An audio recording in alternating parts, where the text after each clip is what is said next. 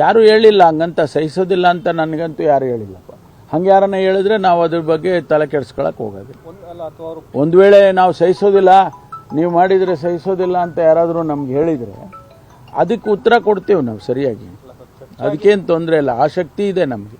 ಚರ್ಚೆ ಮಾಡೋದನ್ನ ವರದಿನ high command ತರಿಸ್ಕೋಬಹುದಿತ್ತಲ್ಲ sir ಇವತ್ತಿನ ಯಾವುದು ಇಲ್ಲ, ಅವರೇ ಭಾಗವಹಿಸಬೇಕು ಅಂತ ಅಂದಾಗ ವರದಿ ಕೊಡೋದೇನಿದೆ? ಅವರೇ ಭಾಗವಹಿಸ್ತೀನಿ ಅಂದಾಗ ಒಳ್ಳೇದಲ್ವ ನಮಗೆ.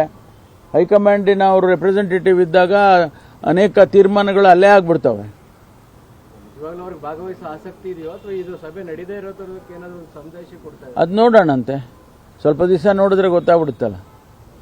ಈಗ ನಾವು ಮತ್ತೆ ಮುಂದಕ್ಕೆ ಹಾಕಿದ್ದೀವಿ ಅಂತ ಹೇಳಿದೆ ನಾನು. ಮತ್ತೆ ಯಾವಾಗ ನಾವು ಅರೇಂಜ್ ಮಾಡ್ತೀವೋ ಆವಾಗ ಗೊತ್ತಾಗುತ್ತೆ ಅವರು ಯಾವ ಉದ್ದೇಶದಿಂದ ಮುಂದಕ್ಕೆ ಹಾಕ್ಸಿದ್ರು ಅಂತ ಗೊತ್ತಾಗುತ್ತೆ.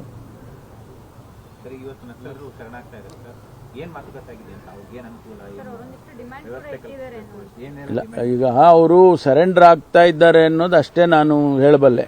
ಮಿಕ್ಕಿದ್ದೆಲ್ಲ ವಿಚಾರಗಳನ್ನು ಈಗ ಸದ್ಯದಲ್ಲಿ ಯಾವುದನ್ನು ಹೇಳೋಕ್ಕಾಗೋದಿಲ್ಲ. ಅವ್ರ ಕಂಡೀಷನ್ಸ್ ಏನು ಮತ್ತು ನಾವೇನು ಪ್ರಾಮಿಸ್ ಮಾಡಿದ್ದೀವಿ ಅದೆಲ್ಲ ಆಮೇಲೆ ಹೇಳ್ತೇನೆ. ಎಲ್ಲರ ಮೇಲೂ ತುಂಬಾ ಕೇಸ್ಗಳಿದಾವೆ, ಕೊಲೆ ಕೇಸ್ ಎಲ್ಲ ಇದಾವೆ. ಅವ್ರನ್ನ ಯಾಕೆ ಸರೆಂಡರ್ ಮಾಡಿಸ್ತಾ ಇದ್ದೀರಾ ಅಂತ ಬಿಜೆಪಿ ವಿರೋಧ ಮಾಡ್ತಾ ಇದ್ದಾರೆ. ಇಲ್ಲ, ನಾವೇನು ನೋಡಿ, ನಾವು ಕರೆ ಕೊಟ್ಟಿದ್ದು ಇಲ್ಲೇ ನಿಂತ್ಕೊಂಡು ಹೇಳಿದೆ ಅಲ್ಲ ನಾನು. ವಿಕ್ರಮ್ ಗೌಡನ ಇದು ಆದಾಗ ಅವರ ಸಾವಾದಂಥ ಸಂದರ್ಭದಲ್ಲಿ ನಾನು ಇಲ್ಲೇ ನಿಂತ್ಕೊಂಡು ಹೇಳಿದೆ, ನೋಡಿ ನೀವೆಲ್ಲ ಸರೆಂಡರ್ ಆಗಿ ಯಾಕೆ ಈ ದಾರಿ ಹಿಡ್ದಿದ್ದೀರಾ ಜೀವನದಲ್ಲಿ, ದಯಮಾಡಿ ನೀವೆಲ್ಲ ಬನ್ನಿ ಅಂತ ಹೇಳಿ ನಾನು ಆಹ್ವಾನ ಕೊಟ್ಟಿದ್ದೆ ಅವರಿಗೆ.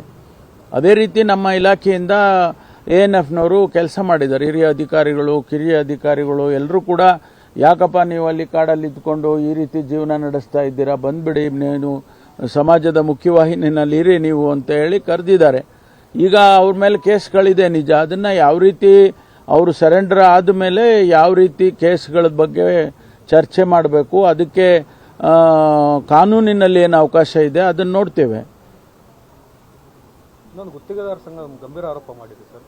ಟೆಂಡರ್ ಕರೆಯುವಾಗ ಹೆಚ್ಚುವರಿ ಹಣವನ್ನು ಮೀಸಲಿಟ್ಟು ಕರೀತಾ ಇದ್ದಾರೆ ಆನ್ಲೈನಲ್ಲಿ ಅನ್ನೋದು. ಕಡಿಮೆಗೆ ಹಾಕಿದ್ರೆ ನಾವು ಟೆಂಡರ್ ಕೊಡ್ತಾ ಇಲ್ಲ. ಯಾವುದು ನನಗೆ ಸ್ಪೆಸಿಫಿಕ್ ಆಗಿ ಯಾವ್ದಾರು ಹೇಳಿ ನನಗೆ ಗೊತ್ತಿಲ್ಲ, ನನಗೆ ಮಾಹಿತಿ ಇಲ್ಲ ಅದು.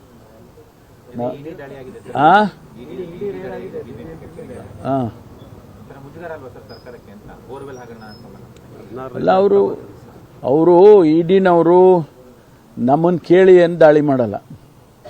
ಇದು ತಮಗೆ ಗೊತ್ತಿದೆ, ಸುಮಾರು ವರ್ಷಗಳಿಂದ ಇದು ನಡೀತಾ ಇದೆ, ನಡ್ಕೊಂಡು ಬರ್ತಾ ಇದೆ. ಯಾವ ಉದ್ದೇಶಕ್ಕೆ ಅವ್ರು ಮಾಡಿದ್ದಾರೆ ಗೊತ್ತಿಲ್ಲ ನನಗೆ.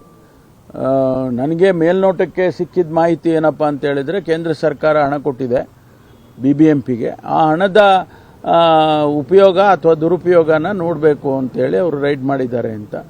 ಅದರಲ್ಲಿ ಏನು ಮಾಹಿತಿ ಸಿಕ್ಕಿದೆ ಅವ್ರದ್ದು ನಮಗೇನು ಗೊತ್ತಿಲ್ಲ ಅದು.